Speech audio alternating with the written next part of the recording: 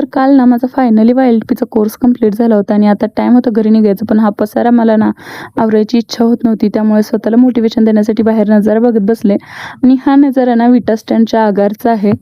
त्याच्यानंतर ना मला ना अंघोळ करायची होती, पण अंघोळ करण्यासाठी मला मोटिवेशनची गरज असते आणि ते मला काही केल्या भेटत नव्हतं. पण नंतर एक गोष्ट लक्षात आली की आपल्याला घरी जायचं आहे, कारण कितीही दमले असले ना तरी घरी जाऊन मला केक बनवायचा होता.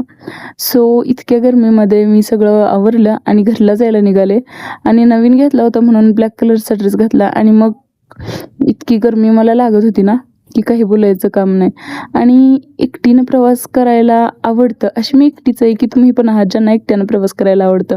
आणि याचाच तो काय झाला सांगू का, मला झोप एवढी आली होती पण मी झोपू शकत नव्हते, कारण एकदा माझी झोप लागली आणि मला जाग नाही आली ना तर डायरेक्ट मी जतमध्ये पोहोचले असते.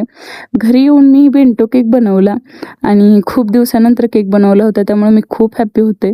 आणि हा केक ना मला डिलिव्हरी पण करायला जायचा होता आणि हे ना ऑलमोस्ट 6:30 पावणे 7 झाले होते जेव्हा की मी केक द्यायला चालले होते.